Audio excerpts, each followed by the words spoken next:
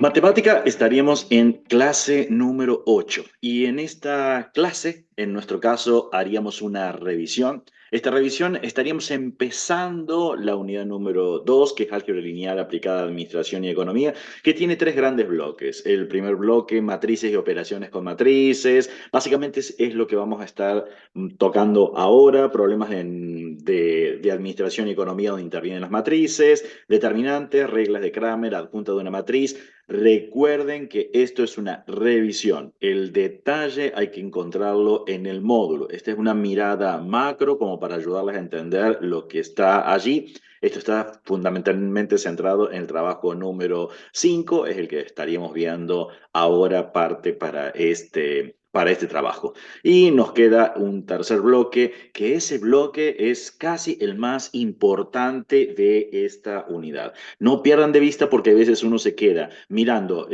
este trabajo práctico con bloque uno y bloque 2 de la primera parte y pensar que es todo lo que nosotros tenemos que hacer y no, el foco está en el bloque 3, que eso lo estamos viendo en la próxima clase. Bueno, entonces recuerden que nuestro bloque central es casualmente lo que vamos a estar viendo en la próxima clase de esta matriz de transacciones intersectoriales, interindustriales. Bueno, en esta revisión entonces no perdamos de vista nuestro foco, que son dar fundamentos, tanto económicos como matemáticos. No puede ser que la resolución de un problema solo aparezcan cuentas, capturas de pantalla de GeoGebra de algunas cuentas. Tienen que estar argumentos.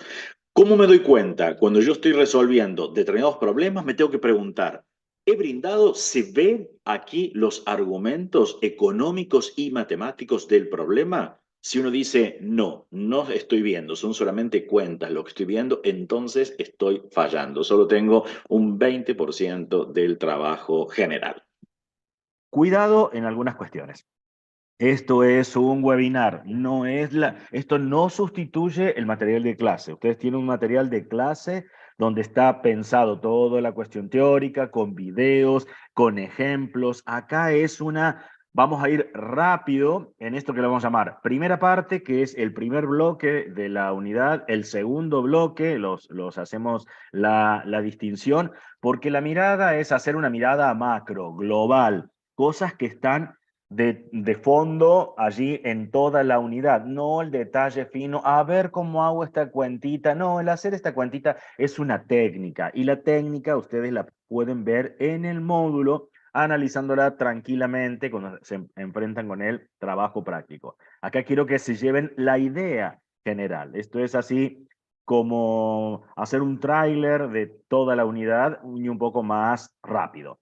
Entonces, nuestra primera parte, que es matrices y operaciones con matrices que vamos a estar tomando, y la idea de problemas de administración y economía donde intervienen las matrices, y casualmente esta idea de problemas de administración y economía donde intervienen las matrices, hacemos un recorte, pero apelando hoy en día a todo lo que tenemos en inteligencia artificial, vamos a preguntarle ¿dónde se utilizan en este momento toda la cuestión de matrices? Bueno, una cuestión es análisis de equilibrio general en esta teoría, cuando lo que uno está buscando es ese modelo de equilibrio general, se puede representar utilizando matrices y las variables económicas como oferta, demanda de bienes, la asignación de recursos y los precios se pueden expresar en forma matricial, lo que permite analizar las interacciones entre los diferentes sectores y agentes económicos. ¿Esto es lo único? No, tenemos muchas más cosas todavía. Una segunda aplicación es modelos de inversión. En la evaluación de proyectos de inversión se utilizan matrices para representar flujos de efectivo, costos y beneficios asociados mediante el uso de técnicas de álgebra lineal como el cálculo de valores propios y vectores propios. Es posible analizar la rentabilidad y viabilidad de diferentes alternativas de inversión. ¿Lo vamos a ver? No, no lo vamos a ver esto. Ya les marcamos qué vemos, pero sí queremos que tomen noción de la importancia que tiene el tema. Otra de las aplicaciones es análisis de redes y flujos, y en economía es común analizar redes de interconexiones entre diferentes sectores, empresas o agentes económicos. Las matrices de adyacencia y las matrices de flujo se utilizan para representar estas redes y estudiar la circulación de bienes, servicios o información entre los nodos de la red. No lo vamos a ver en este curso, sí lo van a ver ustedes dentro de las materias, fundamentalmente quienes continúan en el área de economía. Otra de las aplicaciones es modelos de Markov. Esto lo van a ver cuando estén en el área de estadística, que uno ve probabilidad y estadística. Estos procesos de Markov se utilizan para describir sistemas en los que las transiciones entre diferentes estados dependen únicamente del estado actual. Las matrices de transición se emplean para modelar y analizar estos procesos, lo que permite predecir la evolución de variables económicas a lo largo del tiempo. Análisis de portafolios. En el campo de las finanzas, las matrices se utilizan para representar los rendimientos y la covarianza, eso lo van a ver dentro de estadística, entre diferentes activos financieros. Esto permite realizar análisis de diversificación y optimización de portafolios con el objetivo de maximizar los retornos y minimizar el riesgo de inversión. Esto también todo es en análisis económicos, micro y macroeconómicos y análisis financieros que lo ven a lo largo de la carrera. Como punto número 6, y este sí, vamos a verlo dentro, por eso les marcábamos, este punto es importante, es lo que vamos a ver la semana que viene. Análisis de insumo-producto. La matriz de insumo-producto es una herramienta fundamental en la economía para estudiar las relaciones interindustriales. Es más, esto le significó el Premio Nobel de Economía a Wassily Leontief, que es donde nosotros vamos a estar tomando la estructura básica. Permite analizar cómo las diferentes industrias se relacionan entre sí en términos de insumo y productos, lo que es útil para comprender los efectos económicos de cambios en la demanda o la producción. Lo que hacemos es, variamos una demanda de un determinado bien y vemos cómo se mueve un cuadro de transacciones intersectoriales y analizamos todo eso que va a estar relacionado con la siguiente aplicación que le encontramos a las matrices, que es el análisis de coeficientes técnicos. Ese sí lo vamos a hacer, es el estudio de la productividad y la eficiencia, básicamente lo vamos a hacer, ¿no? Las matrices se utilizan para analizar los coeficientes técnicos de producción. Estos coeficientes representan la cantidad de insumos necesarios para producir una unidad de producto y se pueden representar en una matriz que muestra la estructura productiva de una economía. Sí lo vamos a hacer porque es el corazón de las matrices de Leontief, cuadro de transacciones intersectoriales o matriz de insumo-producto, que fue lo que les comenté anteriormente. Otra de las aplicaciones es modelos de entrada-salida. Los modelos de entrada-salida son herramientas que se utilizan para analizar las interacciones económicas entre los diferentes sectores de una economía. Estos modelos se basan en matrices y permiten analizar los efectos de cambio en la demanda final o en la producción de los sectores económicos. Una novena, y podríamos continuar, hay mucho, pero solo vamos a tomar unas 10 aplicaciones nada más.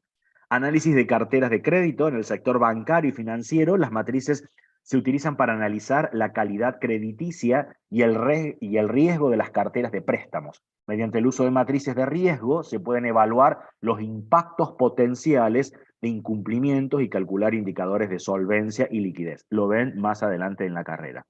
La última, y continuará, hay más aplicaciones, pero como para que se lleven alguna idea de por qué lo vemos en matemática, los modelos de entrada-salida ambientales, esto en el ámbito de la economía ambiental, se utilizan matrices de contabilidad social y ecología para analizar las interacciones entre la economía y el medio ambiente. Estas matrices permiten evaluar los flujos de recursos y residuos generados por diferentes sectores económicos, lo que ayuda a comprender los impactos ambientales de la actividad económica. Está relacionado con este cuadro de transacciones intersectoriales, también matrices de coeficientes técnicos.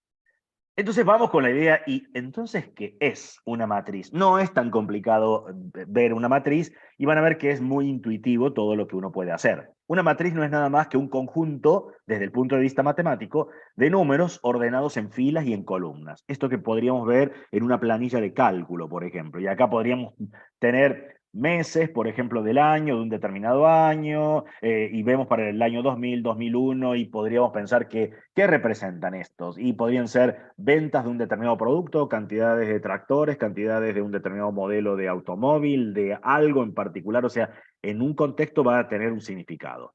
Matemáticamente, le vamos a llamar filas a cada una de las que tenemos de manera horizontal y columnas las que tenemos de manera vertical, que eso es de sentido común. De la misma manera se utilizaría en una planilla de cálculo de Excel o cualquier otro programa que nosotros usemos.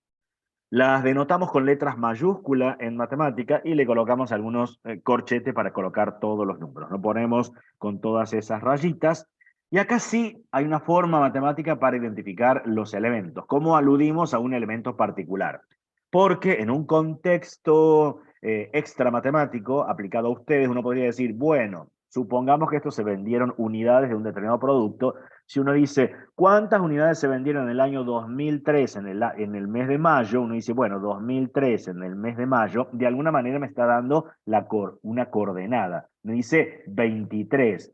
Y en el 2005, en agosto, busco 2005, que es la fila, a agosto el 19. Bueno, en matemática nombramos, si la hemos nombrado, las nombramos con letras mayúsculas a las matrices, un elemento lo nombramos con una letra minúscula y el subíndice, este 25, indica en primera instancia una fila y en segunda instancia la columna. Esto me estaría diciendo, buscar el elemento que está en la segunda fila, acá, y en la quinta columna. Es el 31 para nosotros. Entonces, eso significaría que es el 31.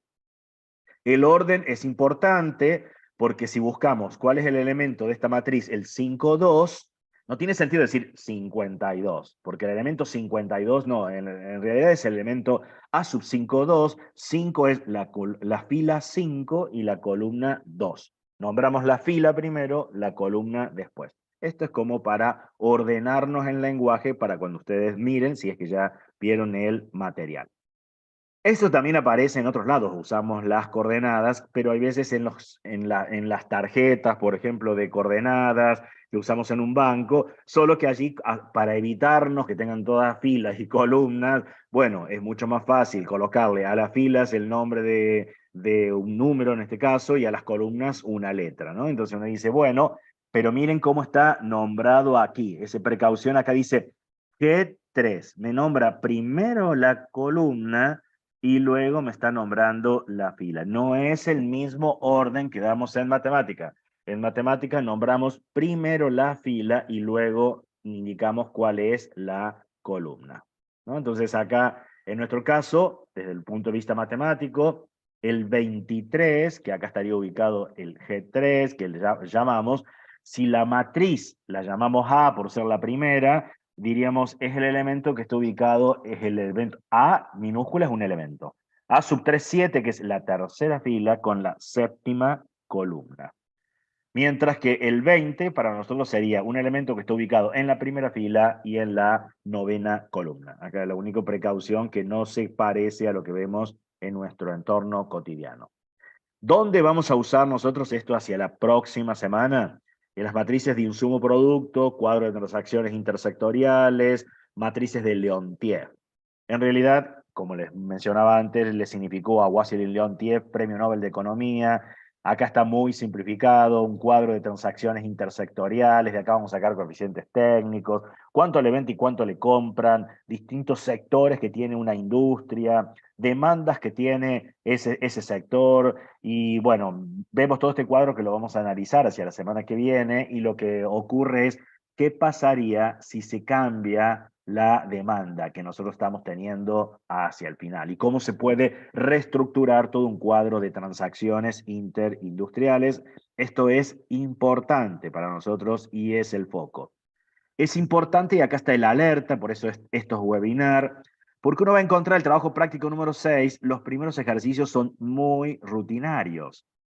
Nada más me dice, bueno, realizar estas operaciones, uno dice, ah, qué fácil, y pueden participar en el foro, qué fácil porque son muy rutinarios, algunas aplicaciones que aparecen problemas, acá aparecen algunos problemas más, entonces acá es donde nos queremos centrar, no en estos que están acá, que es aprender las técnicas y ubicarnos para alguien que no sabe nada de matrices. Pero no pierdo de vista que nuestros problemas estrella, por así decirlo, los más importantes, son las matrices de transacciones industriales, cuadros, matrices de insumo producto o de matrices de Leontief.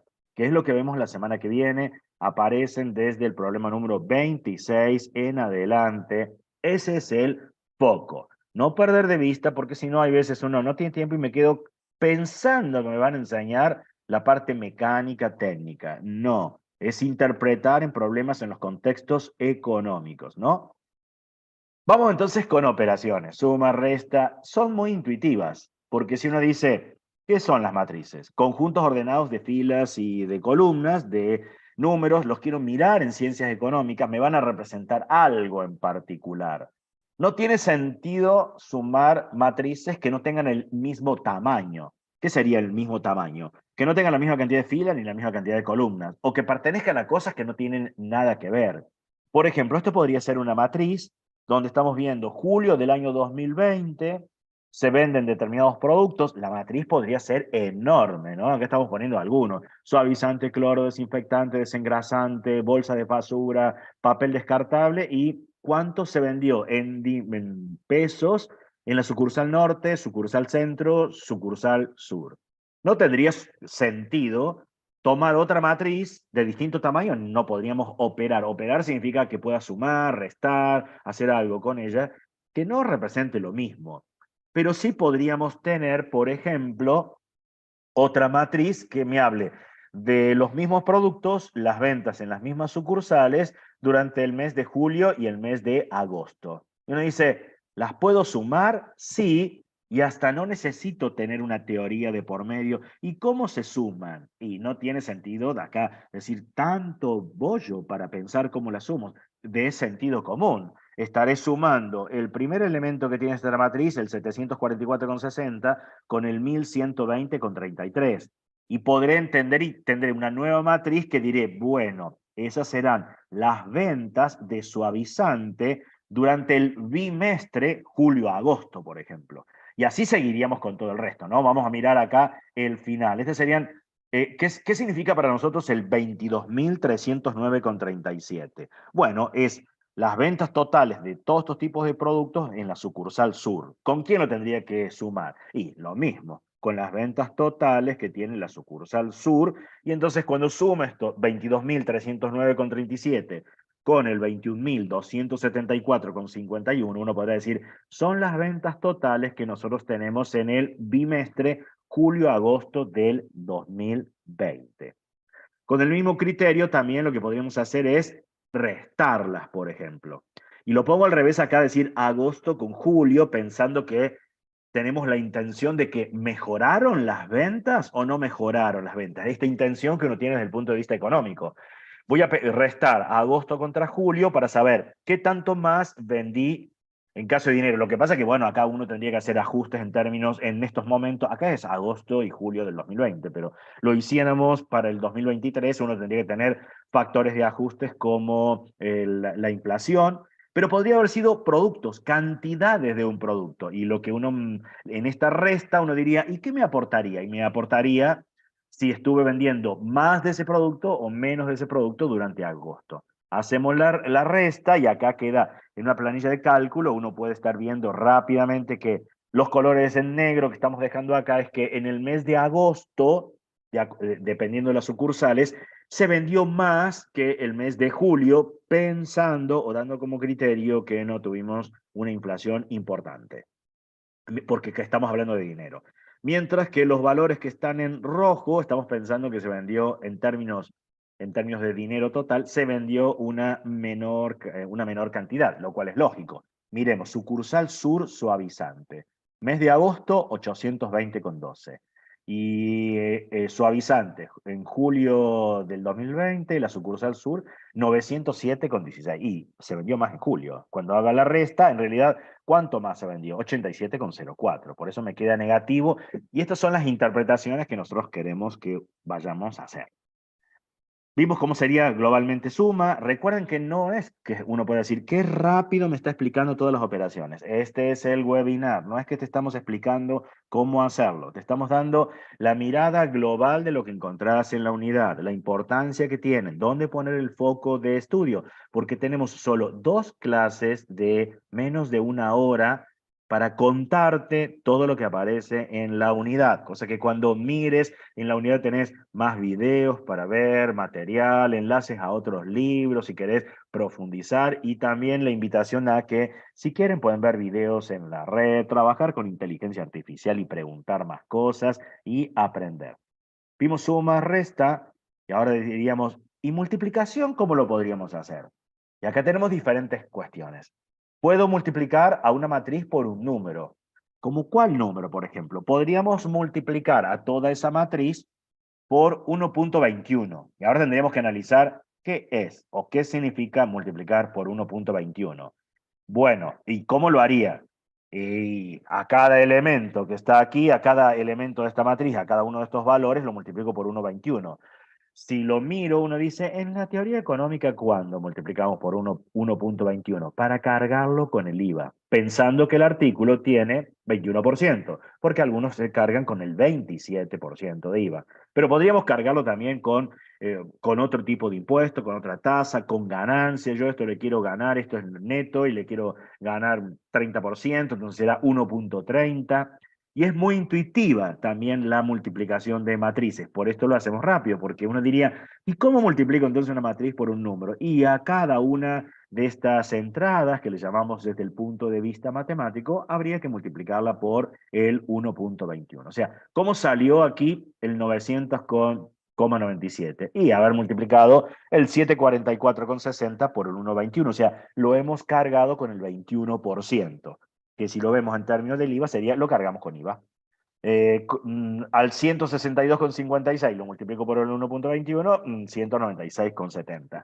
¿Se pueden hacer con software? Esto sí, se pueden hacer y lo puedo hacer y está explicado del mismo material. Acá está la cuestión conceptual. Así que esto sí lo puedo hacer directamente en GeoGebra y me quedo ahí la interpretación. Nos vamos a la multiplicación.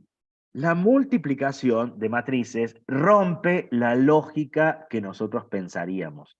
Porque la manera intuitiva uno dice, entonces si se multiplican matrices, deben ser del mismo orden estas matrices, o sea, la misma cantidad de filas con la misma cantidad de columnas, y debe ser multiplicar así como cuando sumamos, en lugar de sumar primer elemento con primer elemento, en lugar de sumarlos, los multiplico. Ahí viene la mala noticia. No, no se hace de esa manera.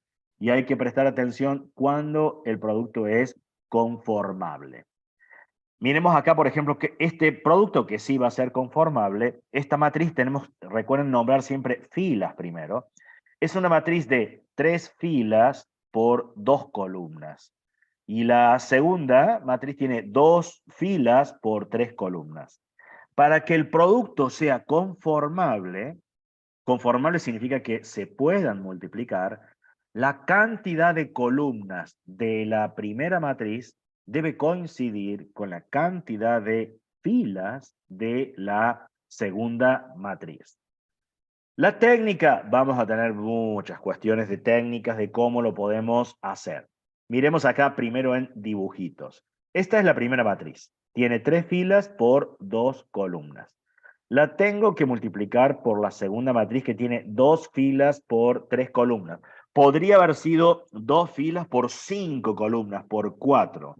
Lo que nos tiene que coincidir para poderlas multiplicar es cantidad de columnas de la primera matriz debe coincidir con la cantidad de filas de la segunda matriz.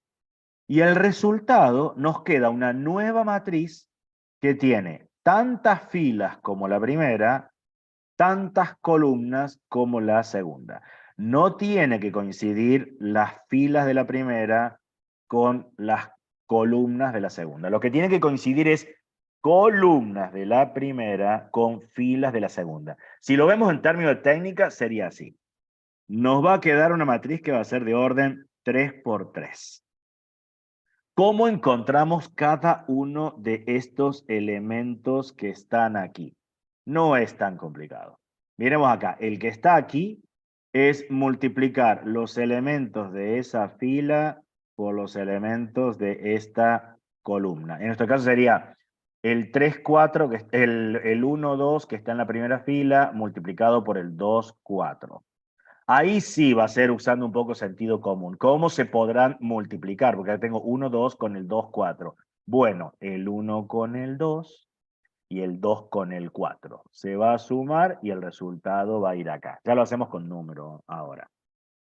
Estas, por ejemplo, ¿dónde van? Si tomé la última fila, 5, 6, y con la última columna, 3, 5. ¿Qué habría que colocar? 5 por 3, 15.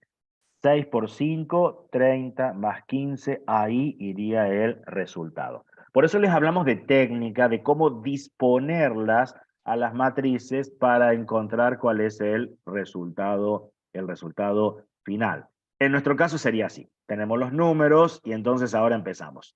Bien, quiero colocar el primer elemento que está acá. Bueno, es la primera fila con la primera columna. Voy a multiplicar así, primera fila con la primera columna. Será el 1 con el 1, el 2 con el 3. Saco esa cuenta. 1 por 1 más 2 por 3. ¿Sí? O sea, 1 por 1, el primer elemento de la primera fila con el primero de la columna, el segundo de la fila con el segundo de la columna. Podría ser una matriz mucho más grande. Saco esta cuenta, me da 7. Bueno, colocamos allí. Seguimos. ¿Cómo sacaríamos ahora el siguiente, el que está allí? Sería primera fila contra segunda columna, el 1 con el 2, el 2 con el 4. Saco la cuenta, 1 por 2 más 2 por 4, eso me da 10, 10 va. Ahora seguiríamos todo el resto, porque ¿cómo sacamos este elemento? Bueno, el 1 por el 3, 5 por 2 es 10, más el 3, entonces tenemos 13, y así continuaríamos con todos los números. Hay hasta técnicas para darme cuenta si no me equivoqué en las multiplicaciones, cuestiones al respecto, pero se las dejamos que ustedes las averigüen. Veamos un problema elemental aplicado a las ciencias económicas, muy simple en esta instancia. Nos dicen que una empresa fabrica 2 tipos de lámparas dicroicas en 4 máquinas. Las dicroicas de tal modelo, nos dicen qué características tienen, tamaño, que van a ser empotradas. Otro tipo de dicroicas que son más para uso decorativos, para empresas. Y nos dan las matrices de producción. Dicen, mira, la producción semanal de estas lámparas se realizan en 4 máquinas cuyos detalles se contemplan en la siguiente matriz. Estoy viendo máquina 1, máquina 2, máquina 3, máquina 4. Entonces, del primer modelo acá se han hecho 300 en la máquina 1, se hicieron 400 en la máquina 2, 800 en la máquina 3, 900 en la máquina 4. O puedo leerlo al revés. La máquina 1 ha producido en esta semana, porque hice producción semanal, estas interpretaciones sí nos interesan que ustedes hagan. La máquina 1 ha producido 300 lámparas del primer modelo, 500 del segundo. La máquina 2 ha producido 400 del primer modelo y 200 del segundo modelo. O lo puedo leer en columnas. El segundo modelo, la MR16 de las LED, 500 se han producido en la máquina 1, 200 en la máquina 2, 600 en la máquina 3, 700 en la máquina 4. Eso serían interpretaciones. Dice, asimismo, en la siguiente matriz se contemplan los porcentajes de lámparas defectuosas que se producen. Y ahora entonces uno puede leerlo como ustedes quieran. El modelo MR11 de las lámparas de LED, el 2% son defectuosas en la máquina 1, el 5% son defectuosas en la máquina 2, el 8% en la máquina 3, el 1% en la máquina 4. O lo podríamos leer en columnas. Vamos a mirar la última columna. La máquina 4 produce un 1% de lámparas defectuosas del primer modelo de lámpara, MR11 LED, y un 2% nada más de las MR16 LED. Preguntas que uno se podría hacer, acá lo vamos a hacer una pregunta más matemática. ¿Tiene sentido multiplicar estas matrices? Si la respuesta es afirmativa, explica qué información brinda. En caso contrario, comenta por qué no tendría sentido hacerlo. Miremos cómo era que se podían multiplicar. Vamos a llamar que tengo esta primera matriz que tiene 4 filas por 2 columnas. Esta tiene 2 filas por 4 columnas. Se puede multiplicar la primera por la segunda, porque la cantidad de columnas de ella coincide con la cantidad de filas de acá. Veamos al revés. ¿Cómo sería al revés? Esta que son de los porcentajes de lámparas defectuosas. Sería una matriz de 2 por 4. Se nombra filas y columnas después. 2 por 4. Y la quiero multiplicar contra esta. Esta es una de 4 por 2. Sí, también se puede multiplicar porque coinciden la cantidad de columnas de la que voy a multiplicar por la otra. A ver, para no perdernos, las puedo hacer así. Las puedo ubicar en esta técnica que era mucho más fácil verlas. Acá estoy colocando la cantidad producida, las multiplico por los porcentajes de defectuosos. Acá estoy colocando los porcentajes defectuosos con la cantidad producida. Si yo miro en términos de números, sí voy a poder multiplicarlas porque tengo 4 filas por 2 columnas, 2 filas por 4 columnas, como las columnas de la primera coinciden con la cantidad de filas de la segunda, el producto es conformable y me va a dar como resultado una matriz de 4 por 4. Esos son fundamentos matemáticos que estamos dando. Esta, en cambio, la que estamos sacando aquí, bueno, acá coinciden, por eso las podemos hacer. Esta, en cambio, tiene 2 filas por 4, con 4 filas por 2, como la cantidad de columnas de la primera matriz coincide con la cantidad de filas, es conformable para el producto y vamos a obtener una matriz de 2 por 2. La cuenta ya sabemos cómo hacerla, a esta altura me van a dar estos números. El problema ahora es interpretar. Esto forma parte de una de las cuestiones que decíamos, los usos son matrices de coeficientes técnicos, no son de coeficientes técnicos en este caso, pero sí interpretar qué me están diciendo estos números que yo tengo acá. Entonces, esto significa empezar a pensar cómo los multipliqué. Se lo podría haber puesto al software y me tiraba esto, pero ahora para la interpretación, el software no me va a decir nada. ¿Cómo salió el 51? El 51 salió de multiplicar 300 por el 2% más 500 por el 9%. Pero miremos qué es esto. El modelo R11 de máquinas LED se producen 300 en la máquina 1. Cuando yo la multiplique, la MR11 LED por el M1, que es el 2% era la cantidad de lámparas defectuosas. Bueno, entonces cuando yo le calcule 300 por el 2%, me da la cantidad de lámparas defectuosas del modelo MR11 LED que se han producido en la máquina 1. Pero eso no fue solamente este número, el 51. También se le sumó el 500 por el 9%. ¿Y qué es el 500? Es la cantidad que ha producido la máquina 1 del modelo MR16. ¿Y qué es el 9%? La cantidad de lámparas defectuosas que produce la M1 del modelo MR16. Bien, entonces el 51 tiene sentido. ¿Por qué tiene sentido? Significaría la cantidad total de lámparas defectuosas que ha producido la máquina 1. No puedo discriminar en modelos. Sé que la máquina 1 ha producido 51 lámparas defectuosas. Ahora, ¿qué es el 35? Si yo miro el 35, estaría multiplicando el 300 por el 5%, el 500 por el 4%. Entonces podría darle una interpretación. En realidad esto, el 35, no son nada más que las lámparas defectuosas que habrían salido de estos dos modelos, pero que en lugar de hacerlos con la máquina 1, los hicimos con la máquina 2. Y eso no es cierto. Los que se hicieron en la máquina 2 fueron 400 y 200. Ya después ustedes lo van a ver con más detalle esto, porque no es la idea de mirar cuando vuelvan a ver o miren el video que uno lo detiene, es ir para interpretar estos números. Entonces, esto, cuando lo empezamos a mirar, estos tienen un sentido muy fuerte. Los otros tienen un sentido muy débil, porque en realidad serían lámparas defectuosas que se habían producido si uno las hace con la otra máquina.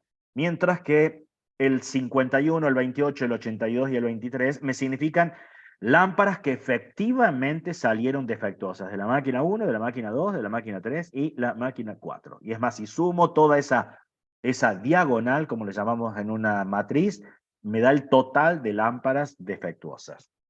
Nos vamos al siguiente, ¿Qué se obtuvo? ¿Qué es el 99?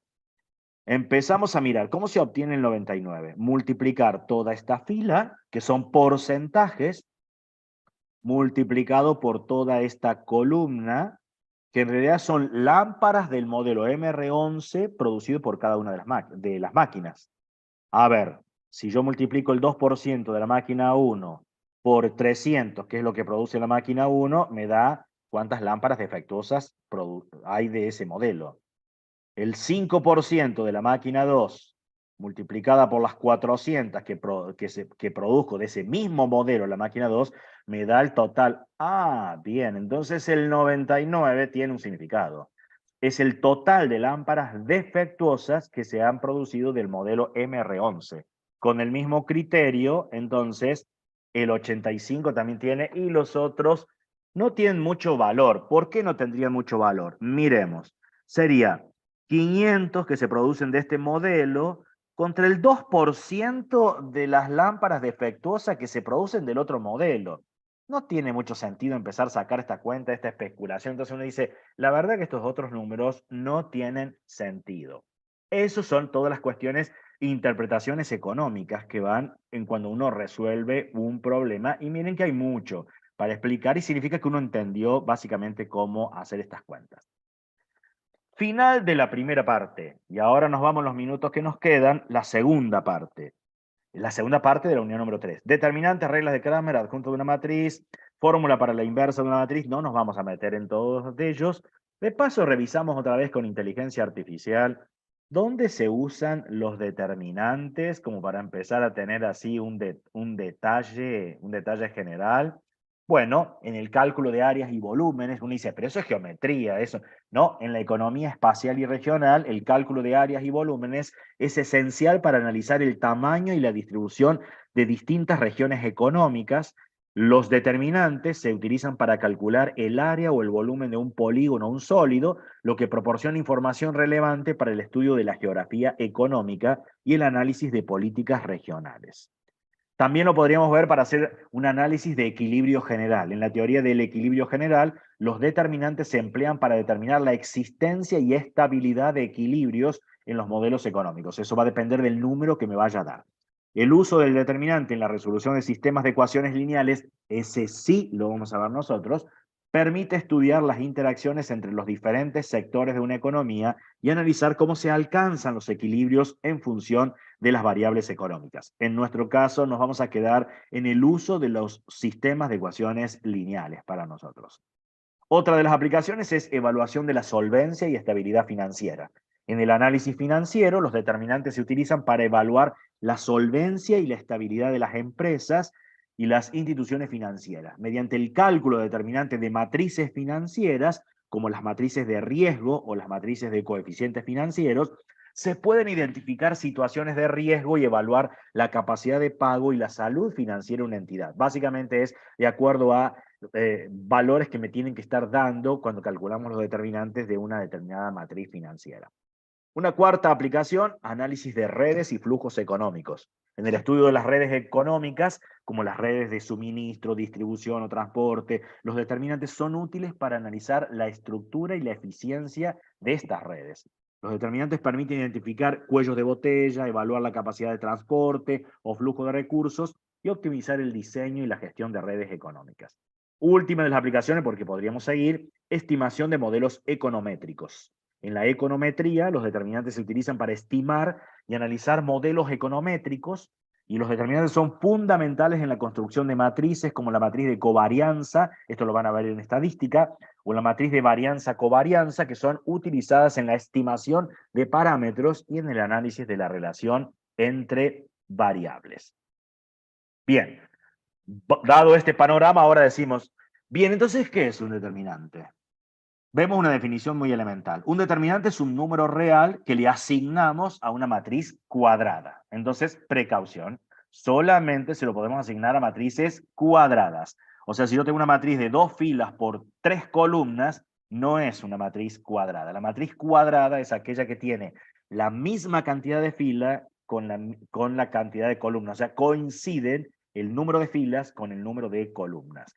Y a esto se le va a asignar un número, que no es sorteo el número, sino acá uno dice, a esto le corresponde el -6. Uno dice, ¿y cómo lo puedo obtener? Entonces ahora vemos algunas técnicas. Esto va a ser rápido, porque les contamos todas las técnicas de casi toda la unidad, así que no es cuestión de la quiero entender en profundidad. Recuerden que estamos en un webinar, es el panorama general para que sepan con qué se encuentran en el módulo, para que después se detengan en cada una de las técnicas, ¿no?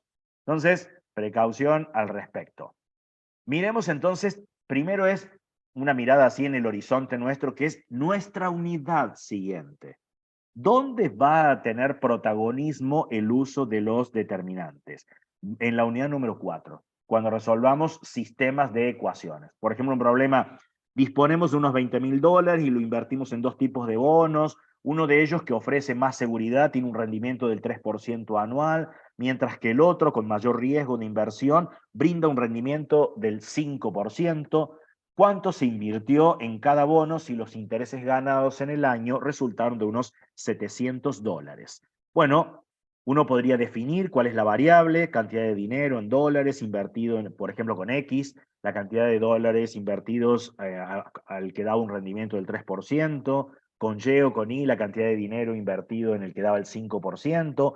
Puedo armar un sistema de ecuaciones. Acá les ponemos un ejemplo pequeñito de un sistema de ecuaciones. Podríamos tener un sistema de ecuaciones, acá uno podría decir, lo puedo resolver como un método, lo puedo hacer gráfico, sí, los puedo graficar y ver gráficamente la resolución, puedo hacer sustitución, puedo hacer muchas cosas, pero la idea en problemas reales, cuando uno tiene mucho más variables, los sistemas quedan enormes. Entonces, como esos sistemas quedan enormes, ya no lo puedo hacer por sustitución, gráficamente, cosas que ya hemos visto en la escuela secundaria. Entonces, tenemos que caer en estos sistemas de ecuaciones, caer a otras estructuras, que son sistemas matriciales. Entonces podríamos decir, mira, la matriz de coeficientes, ¿qué son los coeficientes? Y acá los que tienen las variables, el 1, 0.03, 0.05, multiplicado por una matriz de incógnita, me tiene que dar la de términos independientes, que es 20.700. Esto lo vamos a ver en la unidad número 4. Esto es solo así anticipos de dónde están los determinantes. Claro, si lo quiero ver desde el punto de vista matricial, no puedo decir lo divido por la matriz, no tenemos la división de matrices, sino multiplicaciones, y es encontrar la inversa de esta matriz para resolver el sistema. Y esa ecuación matricial, cuando yo quiero calcular la matriz inversa, vamos a caer a los determinantes para encontrarla. Después uno resuelve, saca esta multiplicación y termina diciendo, mira, se puso 15.000 en un porcentaje, 5.000 en el otro. Eso lo vamos a entrar en detalle cuando lleguemos a la unidad número 4. Ahora es justificarles dónde usamos la noción de matrices y dónde vamos a estar usando las nociones de determinante, como para que no vean que, ay, esto me quedó un adorno dentro de la unidad número 3. Siguiendo con el mismo sistema de ecuaciones, podríamos, en lugar de una ecuación matricial, podríamos resolverlo por reglas de Cramer. Es decir, mira, si yo quisiera calcular lo que estoy llamando variable X, hago un cociente, y acá no son matrices, sino son determinantes que tengo. En particular, sustituyo los coeficientes que tienen acá de un sistema que está ordenado, completo, por los términos independientes. Tengo en el denominador el determinante asociado a la matriz de coeficientes. Lo mismo pasaría si lo hago con la Y o con la Y, eso se los vamos a estar enseñando en la unidad número 4, y podríamos hacer las cuentas. Vamos a detalles entonces, ¿cómo se calculan los determinantes? Muy rápido, vamos a ir acá para que les quede el panorama general. No hay una técnica que sea general para todos ellos, sino depende el tamaño que tenga ese determinante. 2 por 2, si uno busca una definición, decimos que el determinante es el número obtenido de sumar todos los diferentes productos de los n elementos, 4 tiene acá, que se pueden formar con los elementos de esta matriz, de modo que en cada producto figure un elemento de cada fila distinta y uno de cada columna que sea distinta. O sea, yo no podría multiplicar el A11 por el A21, porque los dos pertenecen a la misma columna. No podría multiplicar el A11 por el A12 porque los dos pertenecen a la misma fila. Entonces acá no hay mucha historia. Si debe pertenecer a distintas filas, distintas columnas, es el A11 que lo multiplico con el A22 y el A12 que está multiplicado por el A21. Solo que va a haber que tener presente, si uno lo hiciera por definición, hay que analizar permutaciones. Permutaciones, recuerden que deben cambiar el orden de los elementos y determinar si las permutaciones son pares o impares. No les vamos a estar molestando que ustedes lo hagan por las definiciones, pero si no le diríamos, mira, básicamente lo vamos a usar por técnica. Esta multiplicación va con su signo, no es que va positiva, va con su signo, y le restamos el producto que está en esa diagonal secundaria. Si nosotros lo analizamos en términos de la definición, es una permutación impar. ¿Por qué? Miramos, este es un 1, este es un 2. Miramos lo que está en la columna, un 2 y un 1. ¿Cuántos cambios deberíamos hacer? Tengo el 2, 1 para que se parezca al 1, 2. Un solo cambio. Como hice una cantidad impar de cambios, va con su signo menos si lo quisiera explicar. Pero claro, esto es pequeñito. De todos modos, la definición esta que está acá se aplica para cualquier tipo de determinante, de 3×3, 4×4, solo que nosotros vamos a usar técnicas. Y lo que va a ir rápido ahora es las técnicas que ustedes van a estar encontrando.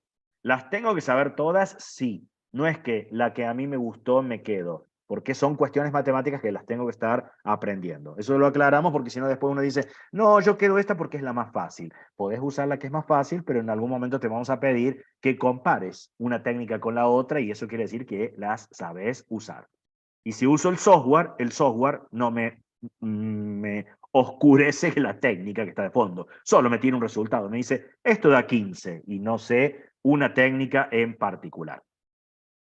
Precaución, entonces. El cálculo determinante puede volverse computacionalmente costoso a medida que el tamaño de la matriz aumenta. Por lo que existen, ¿qué sería aumenta? 3×3, 4×4, 5×5, 6×6, 7×7. Para ello existen algoritmos y propiedades que facilitan su evaluación eficiente. Vamos a ver esas propiedades y algoritmos en matrices pequeñitas, pero hay que mirarlo que uno lo puede estar viendo en matrices que son cada vez más grandes, ¿no? Vamos con la de 3×3. Si hacemos la de 3×3, que deberíamos pensar, decir, ¿cómo era que debe existir un elemento de cada fila y de cada columna? Entonces podríamos pensar, a ver, si yo multiplico el A1, 1, ¿con qué opciones tengo? No puede ser ninguno de esa fila, ninguno de esta columna. Bien, entonces puede ser el A2, 2 o el A2, 3. Por eso acá están las dos flechitas, el A2, 3, el A2, 2, el A2, 3. Si hice A1, 1 con el A2, 2, tengo que elegir ahora de la última fila y de la última columna. No puede ser este porque está en la misma columna, no puede ser este porque está en la misma columna del A1, 1, no puede ser el A2, 3 porque está en la misma fila, no puede ser el A1, 3 porque está en la misma fila, no me queda más alternativa que el A3, 3. Podríamos analizar permutaciones pares, impares, esta es la definición. No es que le pedimos que hacer de esta manera.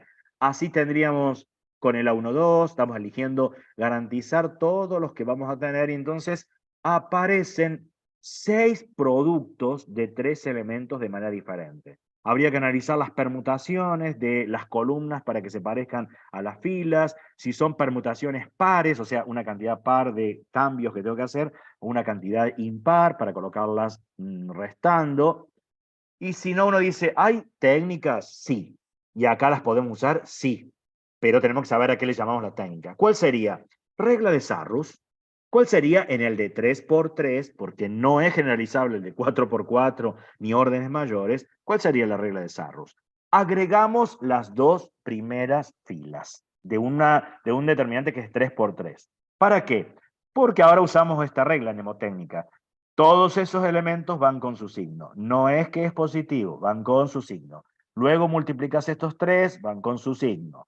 Estos 3 van con su signo. ¿Cuáles van a ir cambiados de signo o van restando? Los que están en la diagonal secundaria y todas las paralelas a la diagonal secundaria. Esos son los 6 productos que uno saca la cuenta y listo, los obtengo. Otra forma que puedo hacer, si no agregué las dos primeras filas, lo que puedo agregar es las dos primeras columnas. Las vuelvo a repetir y uso una estrategia igual. Estos van a ir con su signo, los que están en la diagonal principal y todas las paralelas a la diagonal principal van con su signo, no es que van positivos. Y todos estos que estamos colocando en rojo acá van restando o cambiados de signo. Saco toda esa cuenta y me va a dar un número. Acá le estamos contando las técnicas, no es la cuenta en sí. Otra estrategia que van a encontrar en internet, si quieren, esta no se las tomamos. Esto es anécdota. Regla de los triángulos. Te dicen, mira, para no agregar filas o columnas, van a ir sumando lo de la diagonal principal y triángulos que vos podés formar tomando el vértice y una diagonal acá. Estos triangulitos, multiplicando estos elementos, todos esos van con su signo. ¿Y cuáles son los que van cambiados de signo? La diagonal secundaria y los triángulos que los atraviesan considerando los extremos como vértices o como ustedes quieran verlo. Eso sería, no le agregué ni fila ni columna. ¿Me lo tengo que saber esto? No, esto es una estrategia, un comentario extra que lo pueden encontrar en la red, que hay formas también. ¿Aplicable en todo tipo de determinantes? No, en los de 3x3. Para cada uno de ellos hay técnicas distintas. Los van a encontrar así, puesto, por ejemplo, si los buscan en internet. Esos son los que van con su signo, los otros van cambiados de signo y dice, ¿qué está haciendo? Claro, armó triángulos acá y entonces usó todos los elementos, también lo puedo ver de esa forma.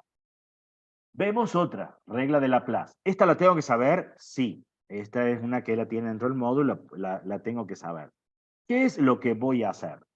Voy a estar eligiendo un elemento de una fila o columna, por ejemplo, el A11, elijo o toda la fila o toda la columna. La primera fila, la segunda columna. ¿Hay alguna forma más óptima de hacerlo? Sí, habría que elegir la que tenga mayor cantidad de ceros, porque voy a hacer menos cuentas.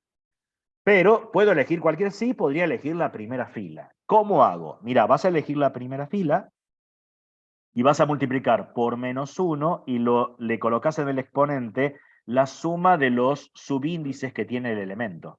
1 más 1 me queda 2. Eso es para darme cuenta si va con su signo o con signo cambiado. Y me queda un determinante más chiquito que surge de suprimir la fila y la columna que se encuentra este elemento, el A11. El A11 se encuentra en la primera fila y la primera columna. Si elimino la primera fila y la primera columna, me queda esto que está acá abajo, un determinante que me queda mucho más chiquito. Ahora tendría que resolver ese. ¿Cómo se hace? Bueno, multiplico estos dos, le resto este otro 2, pero no es eso toda la cuenta. Tengo que haber elegido toda una fila o toda una columna. Yo voy a seguir con la fila. Ahora tomo el segundo elemento, el A12, y lo voy a colocar por -1 elevado a la 1 más 2. Bueno, como es 3, yo lo pongo en rojo, eso significaría que la cuenta final va a ir restando acá.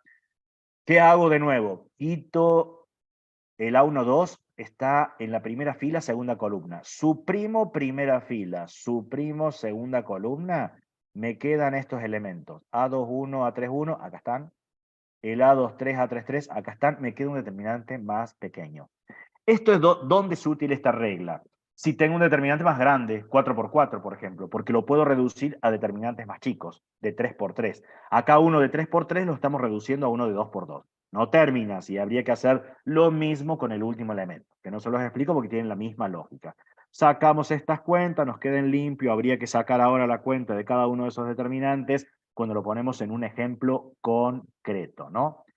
También van a encontrar como reglas mnemotécnicas cuáles son los que van con sus signos, cuáles son los que van restando, no en negativo. Entonces uno dice, mira, si elegías la primera fila, entonces acá estaba. Este va con su signo, el segundo va restando, el tercero va con su signo. Hubieses elegido la segunda columna, bueno, este iba cambiado de signo, el del centro va con su signo, el otro va cambiado de signo. Eso lo van a encontrar cuando ustedes comiencen a hacer ejercicios.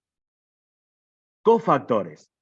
¿Qué va a significar la técnica de cofactores?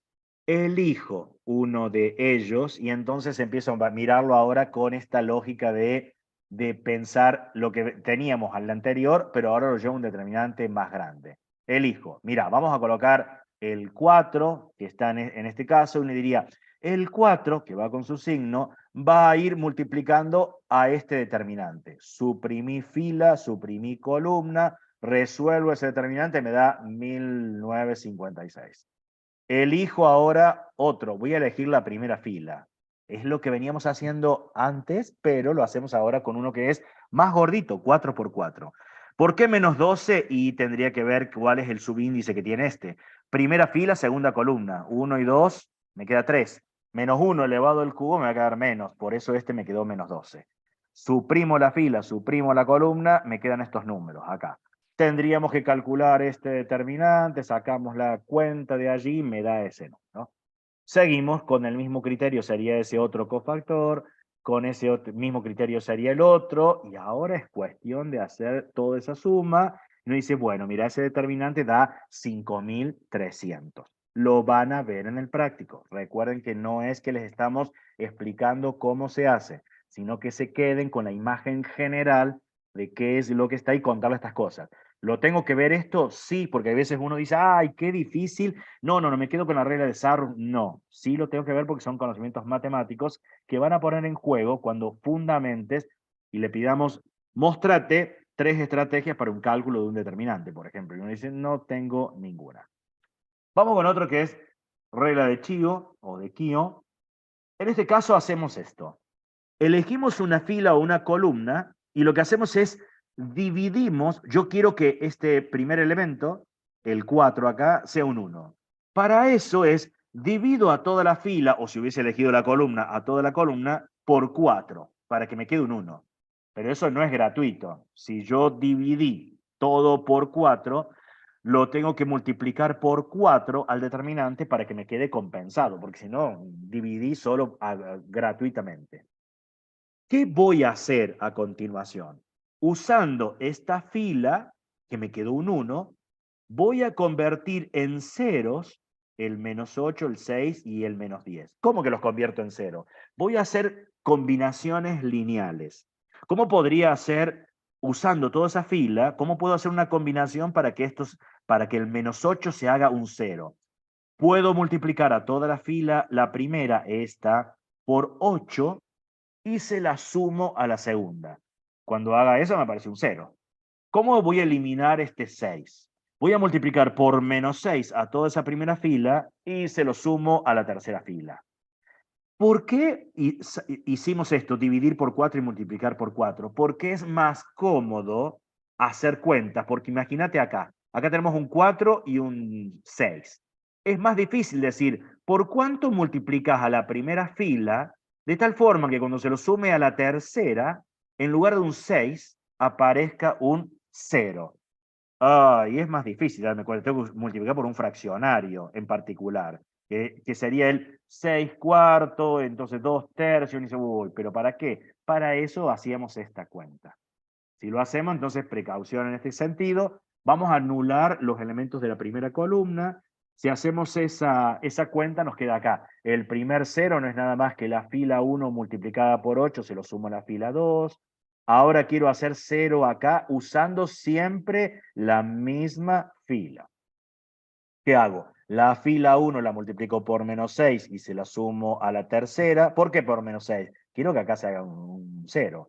Y ahora me va a quedar la última. Tengo que anular el menos 10. Bueno, la primera fila la voy a multiplicar por 10 y se lo voy a sumar a la última. Hago así, primera fila por 10, se lo sumo a la última. Y uno dice, ¿y esto para qué lo hiciste? Lo hicimos, otra forma de reducir un determinante mayor a uno de un orden menor, porque ahora podemos elegir desarrollo de cofactores, que es la técnica anterior, eligiendo la primera columna. Tengo el 4, pero claro, la primera columna tiene un 1 y todos los otros son 0. Solo sobrevive el 1, así que me quedó un determinante que era de 4 por 4, me quedó un determinante de orden 3 por 3, que podría usar la regla de Sarrus, agrego 2 filas, 2 columnas. Todo esto ustedes se van a encontrar hasta el ejercicio número 24 del trabajo práctico número 6. Pueden corroborar con GeoGebra las cuentas y aprender a usar con GeoGebra, pero ojo, les pedimos que ustedes argumenten las técnicas que ustedes están usando, con conceptos, con propiedades, y usen lenguaje simbólico y lenguaje verbal. Si yo lo hago con GeoGebra, GeoGebra me sirve para verificar un resultado que me está dando una técnica. Así que debo ser cuidadoso con eso. Bueno, final de nuestra clase, que fue muy rápida.